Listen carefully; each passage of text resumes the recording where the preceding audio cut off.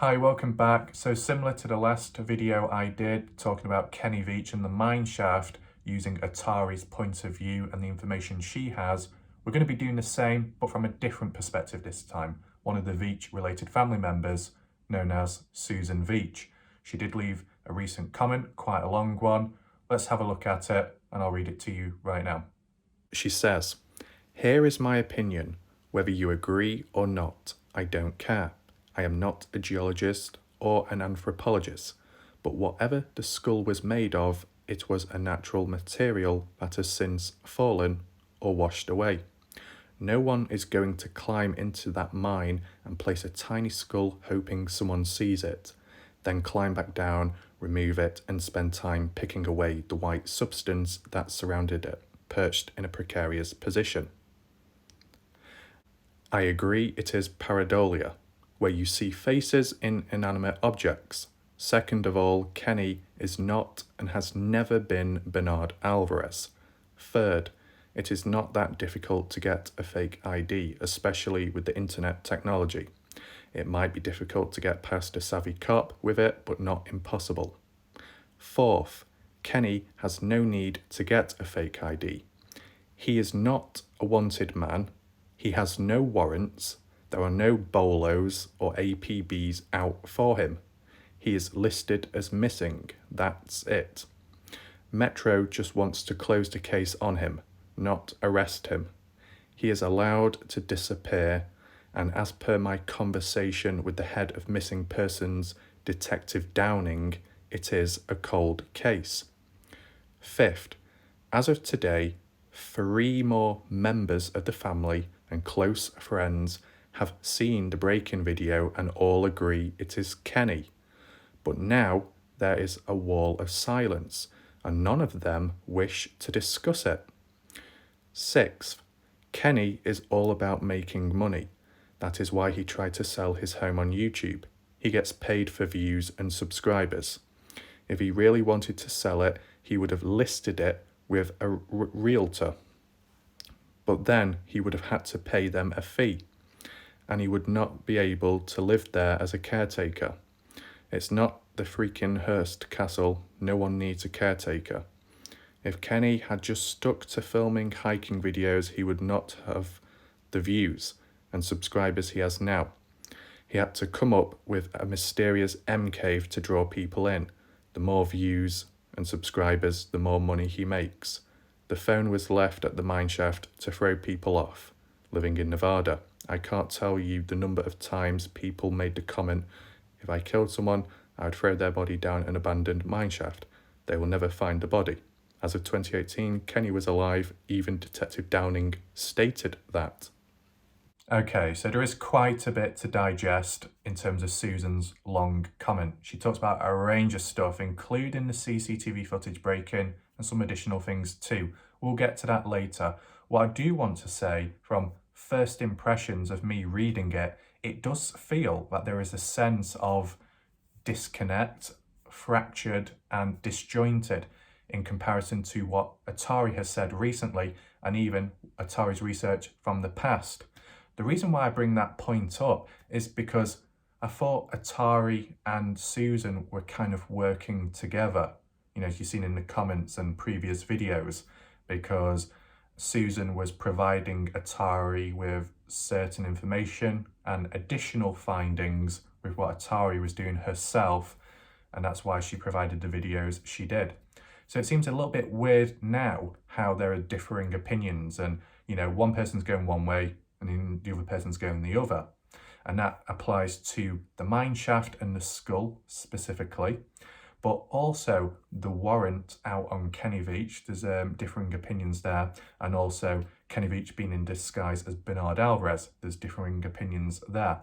But as I said, we'll get into more of those later on in the video. What I do want to start off with is what Susan said about the mineshaft and the crystal skull, because that's the most recent topic as of this moment. So partly what Susan said is kind of what I got at in my video about how it could have been washed away or it could have been knocked off by something above, whatever, you know, could have been lost down below.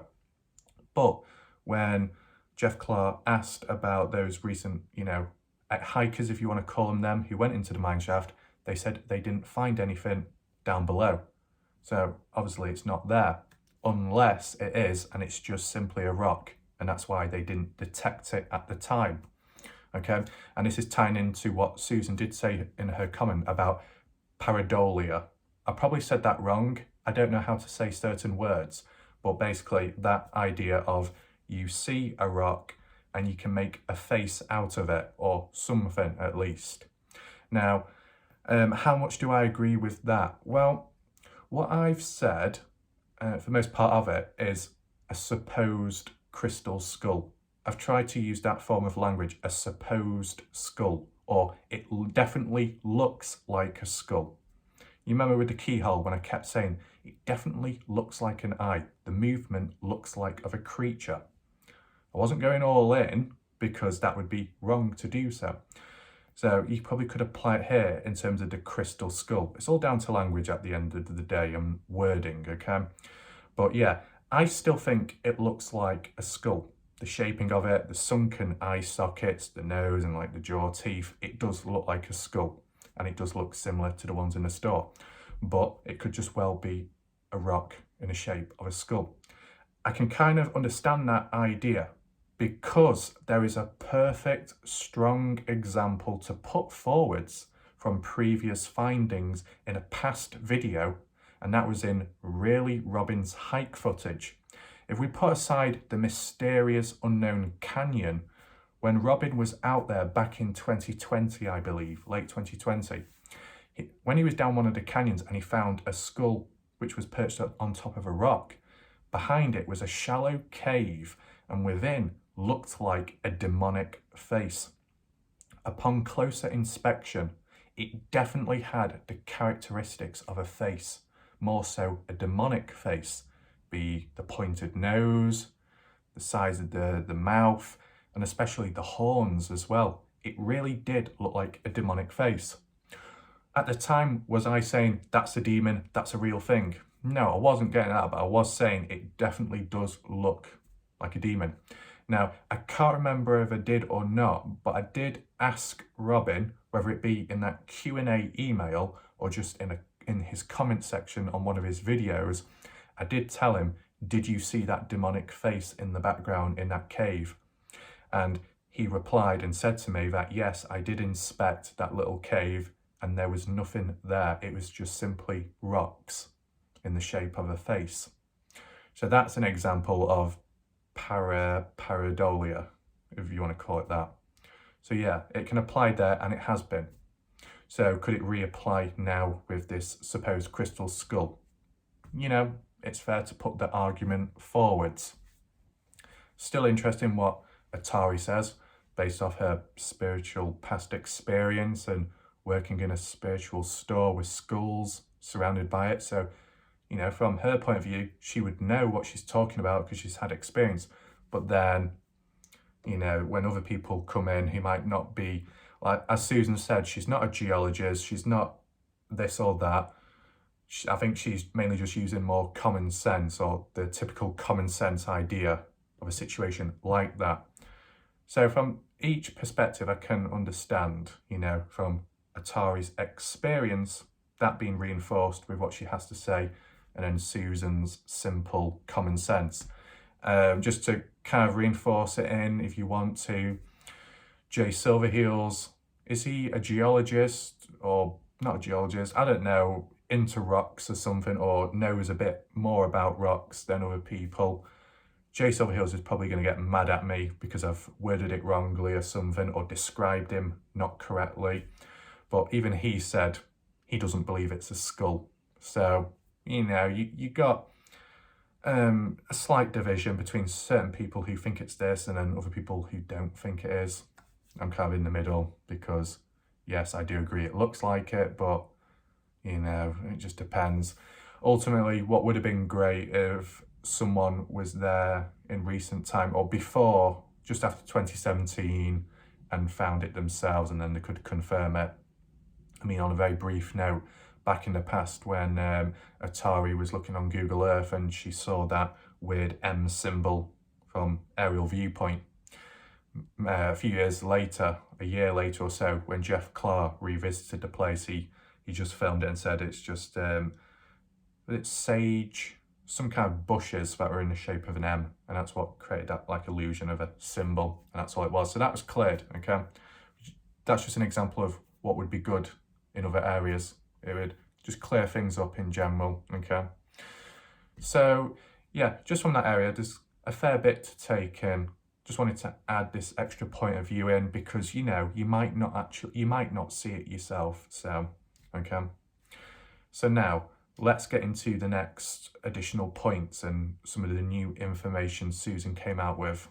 So the next small differing opinion is that Susan believes Kenny is not in disguise nor Bernard Alvarez, whereas Atari, at some point in time at least, with her past videos, believed there was a chance Kenny Veach could be in disguise, wearing prosthetics to blend in, to not be seen or caught, and Bernard Alvarez was the potential individual Kenny was being. The only reason why I could understand that from that point of view is simply because in general, people have done it before, people have been in disguise, no surprise, nothing new. But when Atari was doing like some comparison with the faces, putting one on top of the other and trying to blend it in with some kind of editor, there was a few similarities. It kind of looked a bit similar, okay? I mean, some people might get a bit defensive or resistant to maybe what Atari has said, but let's not forget how some people were spazzing out believing Scott Natal was Kenny Veach in terms of the voice. So let's not get too carried away, okay? So that was just a small one. So yeah, differing opinions again. So the next point made by Susan Veach is quite interesting, but also slightly confusing depending how you interpret it. I'll be honest, I'm a little bit confused. Maybe you can make more sense of it. But from what Susan is getting at is Kenny Veach does not require a fake ID or any kind of hidden identity because there is no arrest and no warrant on him whatsoever. He's a free man. Nothing wrong, nothing bad has been committed. And that's kind of interesting because surely you would think there is something on him if he owes money or if he's in debt. But maybe I'm going wrong there. Maybe there's nothing wrong with that in that area. Because I'm sure someone left a comment or something down below saying it's perfectly fine. I don't know. You know, I'm not an expert in this area, but I just thought if you owe money, then you're kind of in trouble in a way, let's be real. And if not that, at least the CCTV footage, the burglar, the break-in, well, that's Kenny, which was confirmed by the Veach family members, some of them, and Susan. Well, you know, that's an offence, isn't it, to break into a place and steal things regardless. But, you know, that doesn't seem to be the case now. So that's why it's a little bit confusing. And based off from the last video I did about the CCTV footage, where showing the screenshots of what some of the family members had to say, how some of the family members believe that Kenny Veach would go to jail immediately for what he's done, and that Vicky Veach doesn't want to report Kenny, such as the footage and the CCTV break-in, because she feels he will go to prison directly. So that's why they're a bit reluctant. So maybe you can interpret it as it's because Veach family members are giving an opinion, and just an opinion, and that is all. And the police and those lot don't believe it's Kenny in the CCTV footage, or no. From what Susan has said, that the detectives, Las Vegas Metro, didn't really give much of a damn, much of an interest towards her and what she had to say about the CCTV footage. So they kind of ruled it out and just thought, yeah, whatever. So if they don't believe it's Kenny, then they're not going to put an arrest on him nor a warrant. So that would mean that's why Kenny is free at this moment in time, because he's done nothing wrong, supposedly. Now, to you viewers, some of you might think, well, there we go. I was right. I told you all along. But there might be a few of you as well who are a bit confused or thinking, yeah, but what about this? And what about that? What about Kenny and what he did? You see what I mean? It's a little bit, maybe Susan can clear it up further or try and get to the bottom of it. But just from looking at it like that, just from interpreting it from that point, it's like, really nothing's gone wrong, nothing bad has been committed, and it's just like, nah, he's just decided to walk away for whatever reason, and then that's it. So more of just like a personal choice or something, or change of opinion, and that's it. Let's just get a bit further into the next bit of information then. And so the new bit of information, what we've not heard of, is what Susan said. As of today, 3 more members of the family and close friends have seen the break-in video and agree it is Kenny. But now there is a wall of silence and none of them wish to discuss it. So in my opinion, I'd say that's the most interesting point within the whole entire comment. And the reason why I say that is because it's new information and it's also reinforcing the idea that Kenny was in that CCTV footage of 2018. I know some people will be like, yeah, but we already figured that out. People have already said it, so case closed. Yes, but it doesn't harm anything if more people come in who are involved in some way, who have known Kenny Veach or are part of the family, additional members who confirm it as well. The more witnesses, the more consensus, the stronger the case can be made by is Kenny Veach, okay? And as I was saying, again, new information. And I say that because Susan's comment was posted 1 hour ago as of me making this video right now, 1 hour ago. And as said in the comment, the choice of words, as of today, new people have come forwards. So that's interesting. One question I do want to add in, and it's tying in with what Jack Uzi, if that's how you say it, had to make in a previous video, was, okay, with this CCTV footage in 2018, when did the family members actually confirm it was Kenny? When did they register it? When did they watch the footage? Was it in 2018? Was it in 2020, 2021? Because as of me and Atari making the videos about the footage and using those screenshots of those conversations by the family members confirming it's Kenny, those videos were made in 2021. The real question is when did the actual family members talk about it and agree it's Kenny? Was it recent or was it way back in the past? I'm not quite sure because I didn't figure out or hear about the date back then. So maybe that can be clarified at least. But it's still a bit interesting now how it's still to this day, how people are still checking in on it and how Susan is getting other people to check it out and see what they think. So that's kind of interesting how it's still following on to this day, to this year. But what I would say is the most strangest thing is how those recent friends and family members of Kenny Veach, who were all in consensus via is him in the footage, are now silent.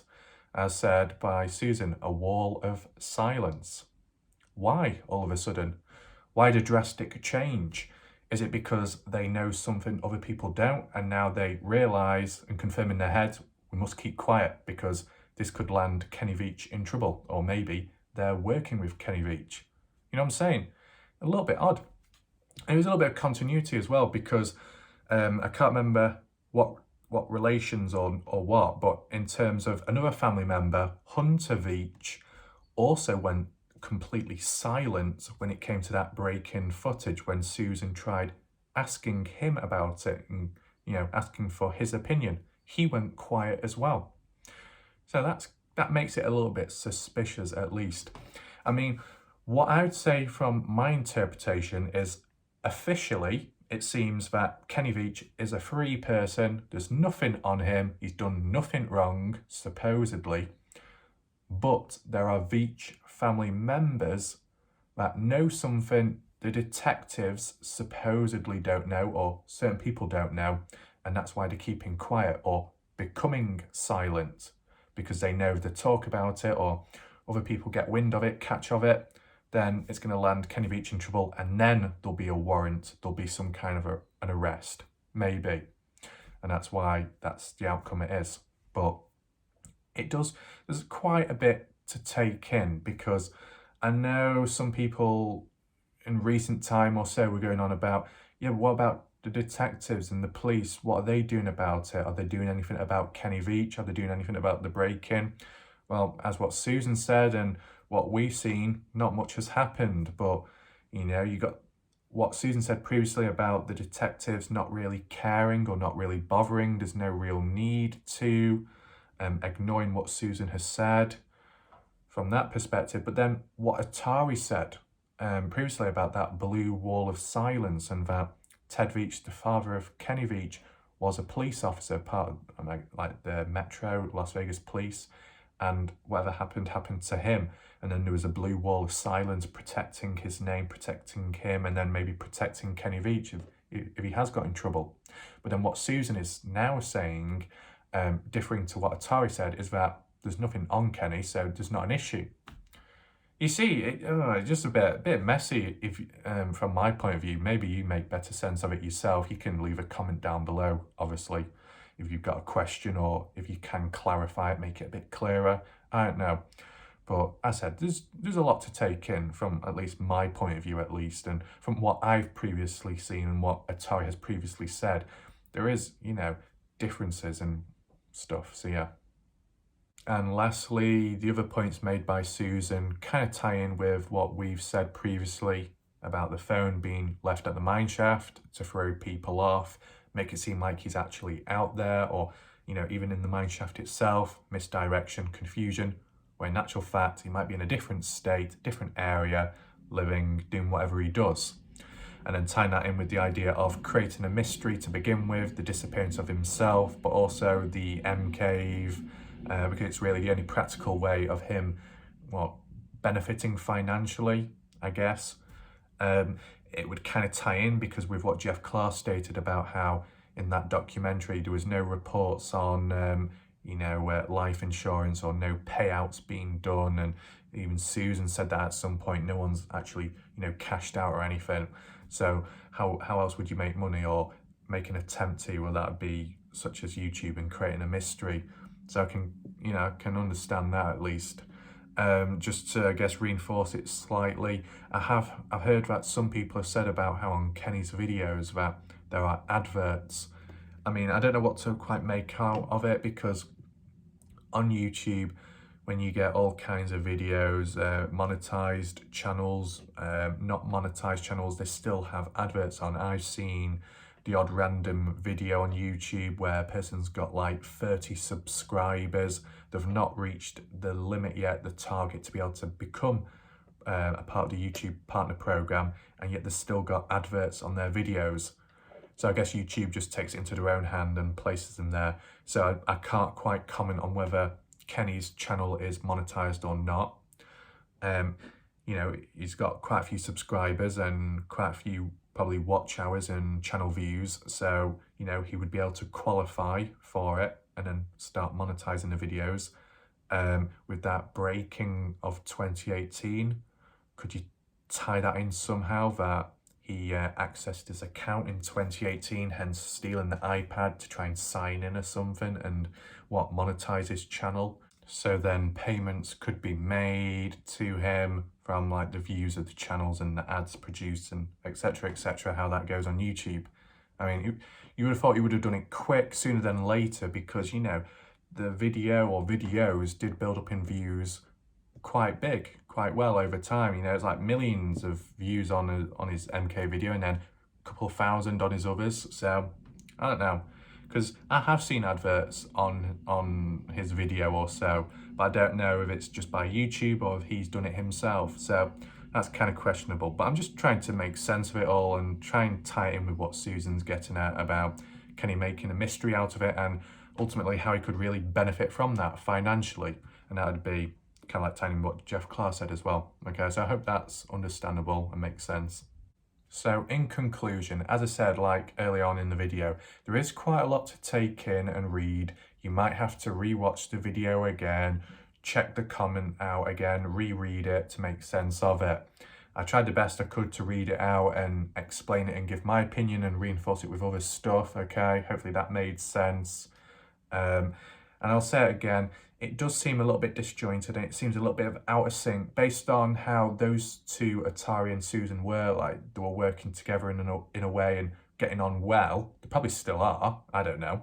They probably are, but just because of the difference in opinions, because we're not seeing Atari since, because obviously she has stopped with her videos for obvious reasons and she's doing her own thing, but like the previous points about Bernard Alvarez and the points about the warrants on Kenny Veach, and even Atari showing that screenshot as well from whoever that said there was a warrant out on Kenny. And then Atari being fixed in recent time that it is a skull 100%. And yet Susan is going against each one of those points based off what Susan knows or found, I don't know. So because of that split, it makes you think, who is right, who is wrong, or is there a misunderstanding somewhere, or has there been a change of opinions? Because I might be misunderstanding it myself. Maybe Atari has changed over time and has different opinions now and is more in line to what Susan said. But because Atari hasn't recovered certain stuff since she last did so, I wouldn't know, maybe you wouldn't know.